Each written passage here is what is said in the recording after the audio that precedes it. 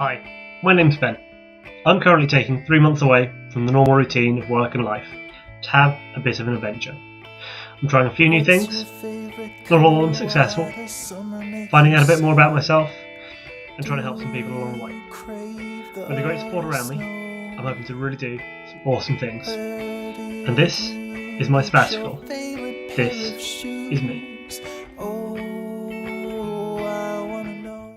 Hello, we are here. It is the start of week 8. Well, it's actually Tuesday, but it's near enough. Time is going by very, very, very quickly now. Including the holiday I took. This is actually week 10, it depends how you want to count it. Of me doing sabbatically things, or things that are driving towards adventures, all these sort of new things. I'm going to use a lot of this week as a result to do thinking on the future, but I'll come to that in a bit. What have I been up to? Over the last week or so, I've done some bits of planning for Pop-Up, looking at some of the future activities and events for them. It's quite different doing event project management, or looking at the event side of project management, but I have to say it's, as sort of, I certainly try and teach people and people have taught me, a lot of project management is a toolbox and you pick the different tools as they're required. As a result, I'm still picking a lot of the different tools I'd use anyway, so it's not too non-dissimilar. I went, on Sunday, it is Tuesday, and I did airsoft for the first time, as I said in my last video. Now, for those of you who don't know, airsoft is paintballing style war games, but you use plastic BBs, plastic ball bearings, to shoot each other instead, with much more realistic looking rifles or pistols, or not, sort of it's up to you. Now I certainly had the perception that this would be incredibly painful. Apparently it's a little more so in close quarter style stuff.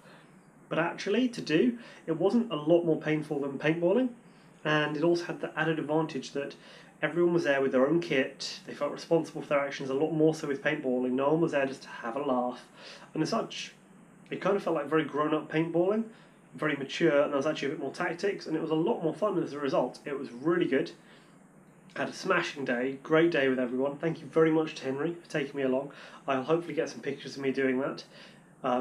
I'll put a couple at the end of this video of me sort of wearing all the kit, or I'll put them in now. No one cared who I was till I put on the mask. It was really good fun. Definitely do it again. Definitely recommend anyone who's thought, oh, it'd be really painful, it's not for me, but who enjoyed paintballing and want something that's paintballing but without the ridiculous ammunition costs, so you can set yourself up and then just keep going back and enjoying it. Strong recommendation to have a go. Also, what I didn't talk about that I did last week was I did my first Chinese lesson. It was very interesting. Learning things properly from the ground up. We've now established there are about 600 key characters I need to learn. I certainly know that Tim Ferriss speaks about learning Japanese. He printed out his key characters and he just memorised those every morning. That's something I'm going to look at doing this week, is getting a list of that 600 key characters, along with the key pinyin that I need to learn, which is the key different intonations on the different groupings of letters. And I'm going to try and repeat those and try and learn those every day, with the goal being that if I can foundation myself on those, that should then rapidly accelerate any other learning I have to do. It's a good theory. It certainly is the theory behind accelerated learning in the 4-hour work week, as far as I'm aware. No, 4-hour chef, apologies. So we'll give it a go, and I'll provide you some updates as I continue those lessons going through.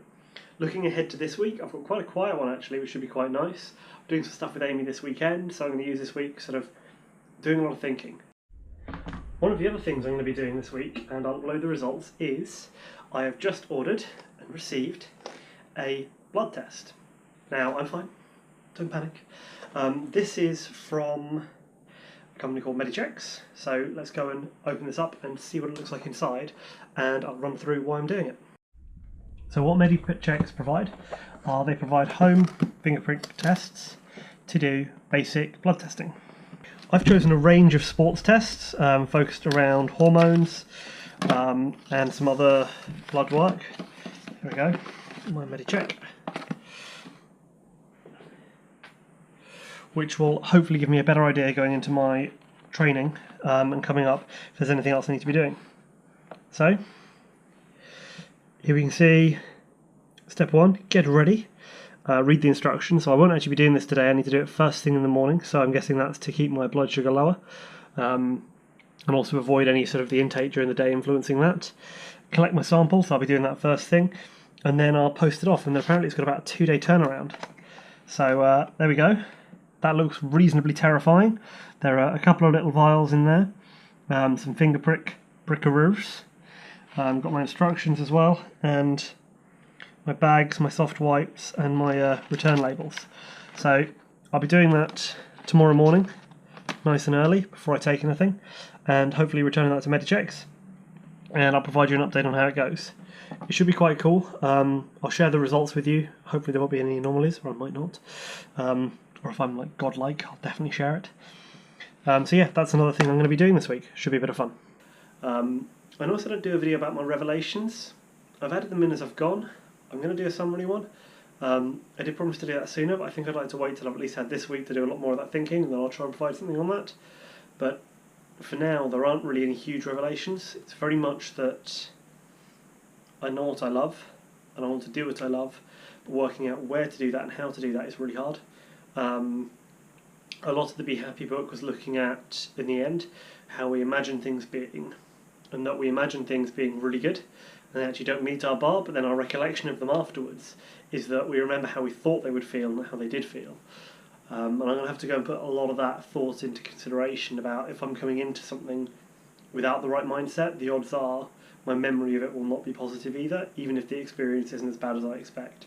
So I need to think about how I'm going to use that power of psychology to take into my whatever I choose to do. Thank you everyone for watching. I hope these videos are still fun. I'll share with you the medicheck stuff. I'll share with you some Chinese once I've done some more. Next lesson for that is actually next week. Still doing singing. You'll get to see it eventually. This is lesson 3 today, so halfway towards you being able to hear me. Have a great week everyone. I'll do another video later in the week with some updates on what I've been doing. Thanks, bye. All the things that make you sing and tap your little toes. Oh, I wanna know.